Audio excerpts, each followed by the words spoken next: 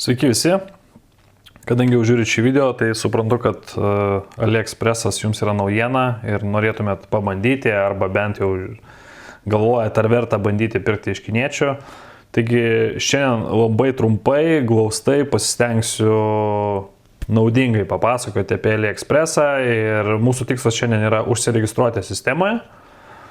Ir sekančiam video aš jau parodysiu, kaip pirkti prekes.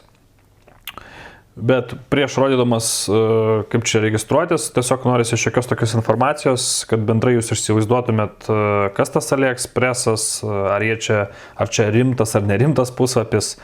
Tai kalbant paprastai, AliExpress'as yra Alibaba grupės narys. Alibaba grupės apyvarta, kalbant tik tai apie Alibaba puslapį ir AliExpress puslapį, Alibaba yra didmenos puslapis. Jų apyvarta yra $130 milijardų į metus. Iškalbingi skaičiai. AliExpresso puslapis startavo 2010 metais, pats aš jo aktyviai naudojas nuo 2011 metų.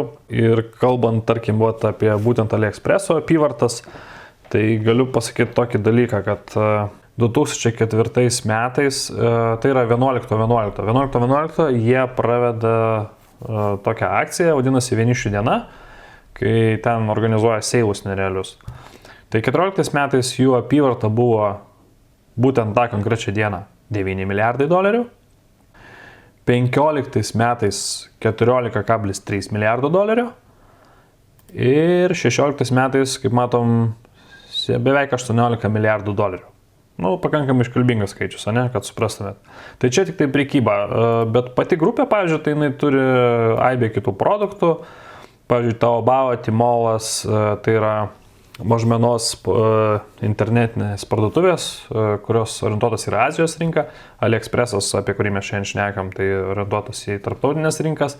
Alibaba, vėlgi tarptautinės rinkos didmena. 1688, vėlgi didmena tarptautinės rinkos. Bet prie to paties jie taip pat teikia IT paslaugas. Finansinės paslaugas teikia, taip pat žmonėms, kurie perka per Alibaba, jie teikia netgi kreditus.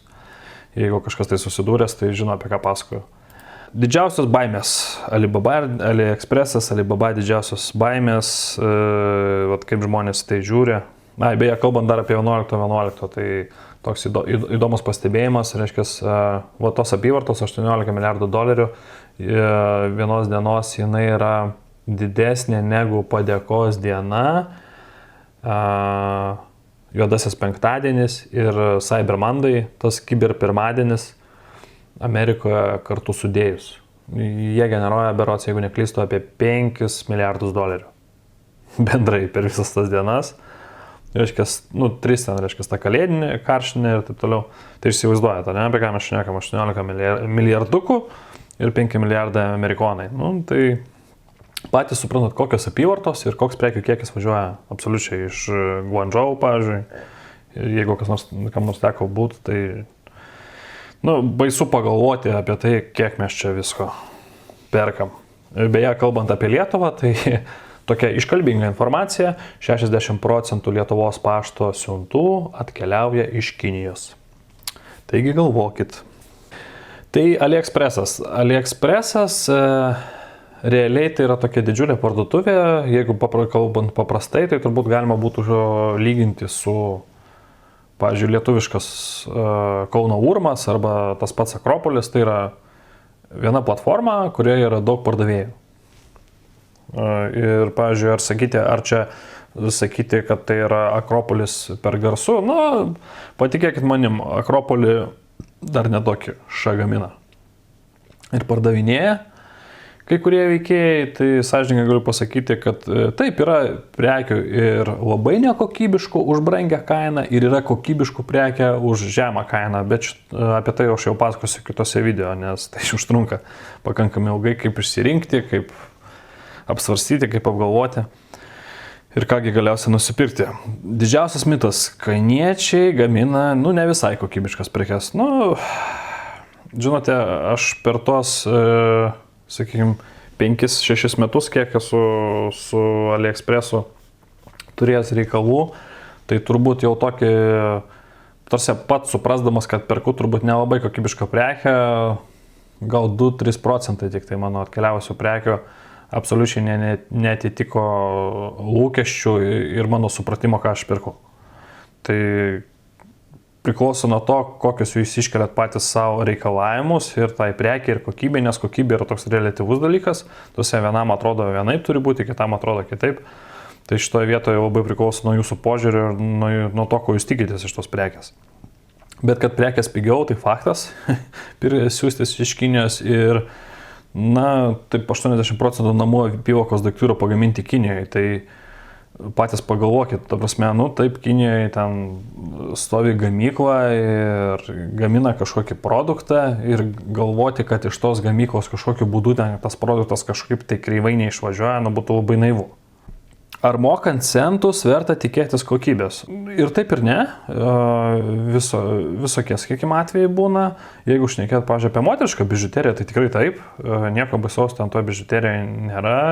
Ypač jeigu jinai pigi, tai už 20-30 centų jūs jau galite tikrai nusipirkti pakankamai kokybišką prekę. Jeigu mes šnekame 5-6 centus, žinokit, kad tai bus kažkokia absoliučia smulkmena, kuri tikėtina, kad nebus kokybiškai ten išlieta, kokybiškai uždengta ten apipurkšta. Jau šitoj kainų kategorijoje jau ten kaip papūs. Jeigu jūs net menininkas, tai nereikia tikėtis, kad jau kažką jūs ten gausite ypatingo. Moraliai paprasta, kokybiškos prekės kainuoja, bet jos nekainuoja tiek, kiek Lietuvoje. Ir vėlgi, kodėl, tarkim, sunku nusipirkti kokybišką prekę už 5 centus iš AliExpresso. Reikia nepamiršti, kad tai yra mažmena. Siuntimas prekės į jūsų šalį jau jis yra įkalkuliuotas į tą kainą. Tai įsivaizduokit, ta prasme, kiek turi kainuoti pati prekė, kad tas siuntimas būtų jau nemokamas įkalkuliuotas į tą kainą ir plus kainuotų prekė, pavyzdžiui, 20 centų. Taipogi, turbūt viena iš baimių, kad kinietis atseit gamina, tas nekokybė, tai toks, labai aptakus dalykas. Sakykime, aš irgi atsargiai žiūriu į tos produktus, su kuriais tenka, tarkim, dėti burną, tarkim, kurie gali sukelti pavojų jūsų sveikatai, tai žaislai dažyti. Aš atsargiai juos žiūriu, bet, sakykime, iš patirties ir atliekant visokius testus ir atiduodant į atitinkamas institucijas Lietuvoje, vienintelis atvejs man turbūt buvo, kai gavau tikrai nekokybišką prekę. Bet visam šitam reikalui, kad jūs apsaugot, kas yra svarbiausia, apsaugot yra vadinama Buyer Protection programa, kuri reiškia, pasižiūrim, ką jinai jums garantuoja. Ką garantuoja, tai aš gaunu. Pilną pinigų grąžinimą, jeigu jūs negavot savo siuntos. Tai čia vėlgi tokie du momentai reikia pastebėti. Pirmas momentas yra, kad užsakius prekę yra tam tikras laikotarpis nustatytas, per kurį pardavėjas jums turi išsiųsti tą prekę. Jeigu jis neišsiunčia per tą laikotarpį, jūs automatiškai per 3-4 dienas gaunat atgal pinigus. Tai ir garantuoja jums AliExpressas, ne pardavėjas, tai garantuoja AliExpressas. Todėl, toks, kad neišsiūs, jau reiškia apsisaugojot šiek tiek. Antras. Pilnas arba dalinis grąžinimas, jeigu prekė atvažiavo ne tokia, kokią jūs užsakėt. Iš mano patirties, pavyzdžiui, kažkaip prašyta, jeigu jūsų daiktas ženkliai skiriasi nuo to aprašymo, kuris buvo prie prekės, jūs galite jį grąžinti ir gauti pilną, reiškia, refundą, arba galite dalinį refundą. Bet kaip rodo praktika ir kaip jums pasakys AliExpress žinovai, iš esmės, jeigu jūs gavot prekę kitokios formos, kitokios spalvos, negu aprašyme, negu nuotraukoj, jūs visada gaunat pilną refundą, tai jūs atgaunat pilnai tos pinigus, kuriuos jūs sumokėjot. Bet tai vykdoma per tą vadinamą dispute procesą, apie kurį aš pasakosiu atskirai savo video.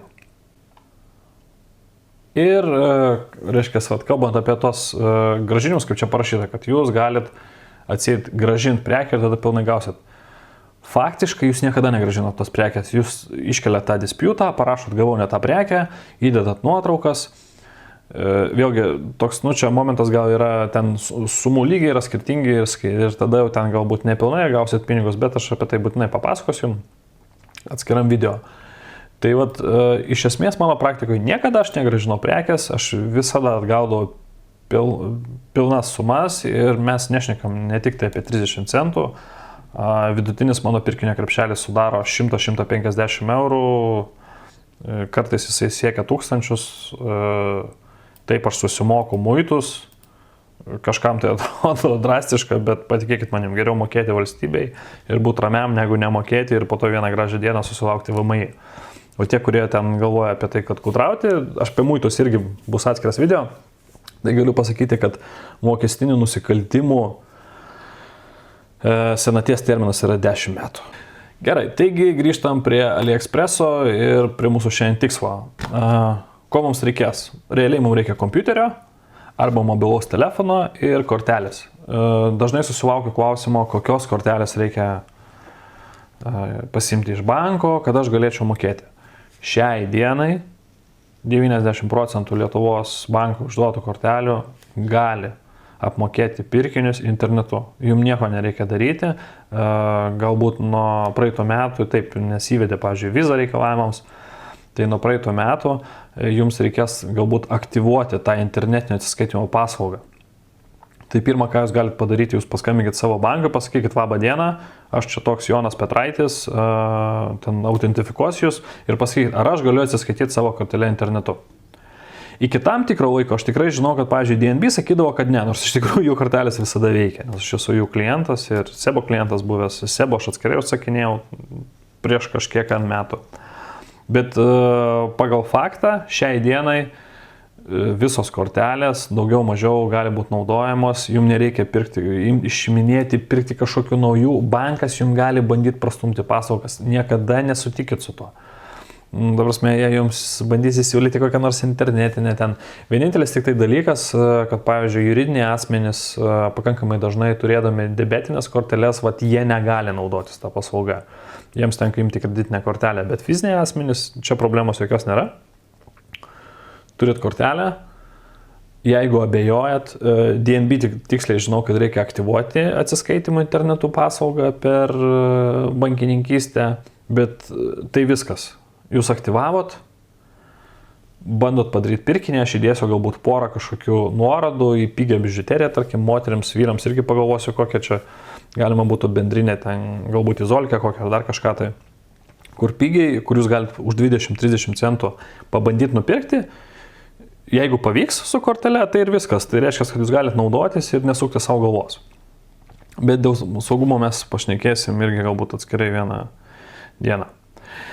Tai tiek dėl reikalavimo. O dabar pradėsim registraciją ir dar jau noriu pasakyti, kad jeigu jūs bandysite registruotis su mobiliu telefonu, tai po video bus specialus linkas specialiai jums, per kurį registruojantis jūs papildomai gausite dar $5 į savo sąskaitą per jį užsiregistravus.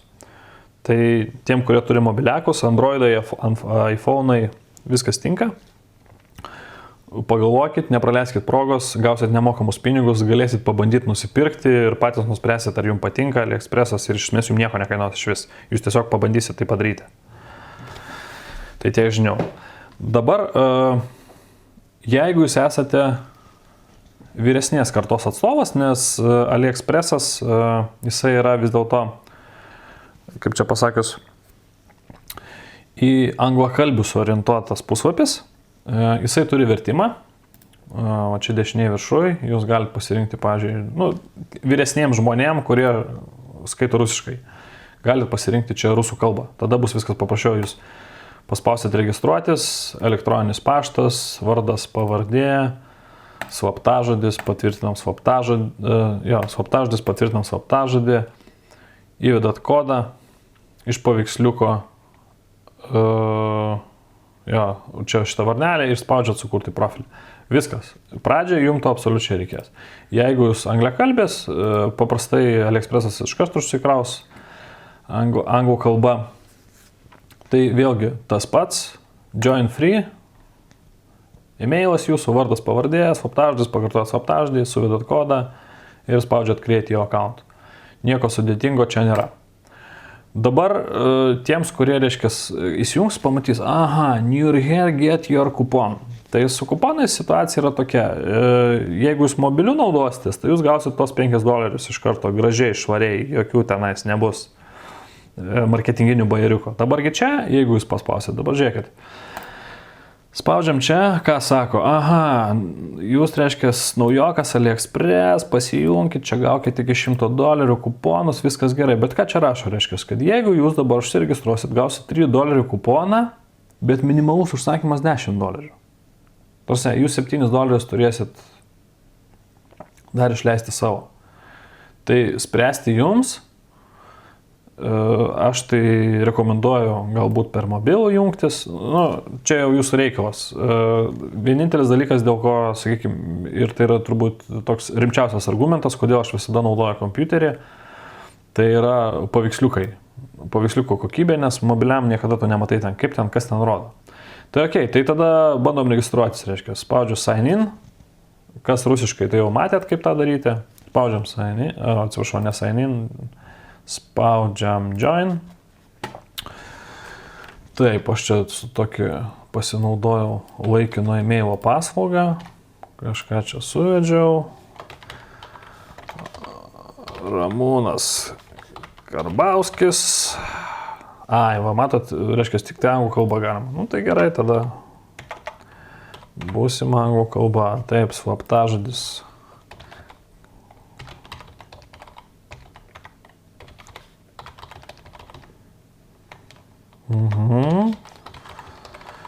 Sugalvojam čia bet kokį slaptažodį, suvedam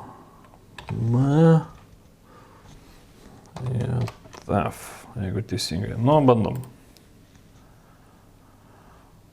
Taip, masto.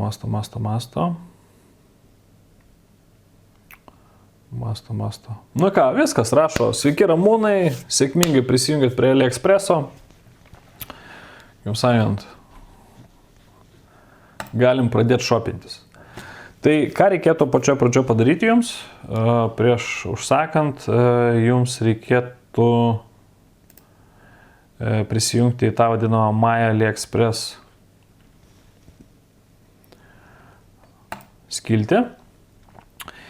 Ir šitoj vietoj jums reikėtų nurodyti savo siuntimo adresą. Tai yra adresas, kuriuo jūs gausit savo prekes.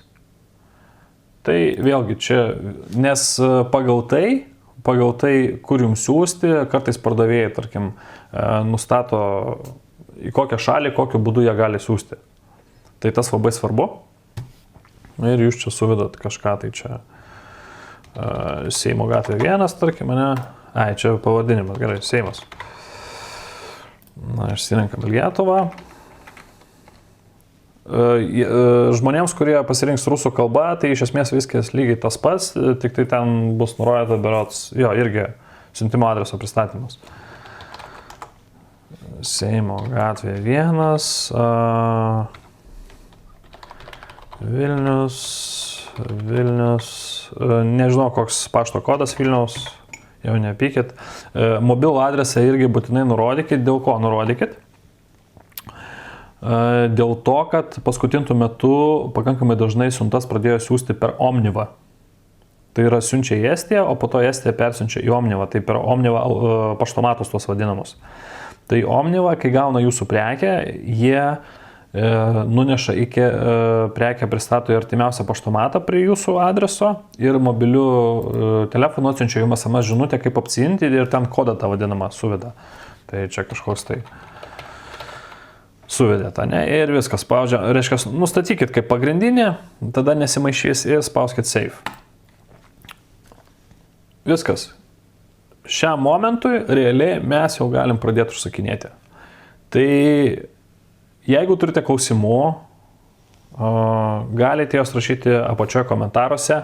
Visas nuorodas aš sudėsiu irgi po video.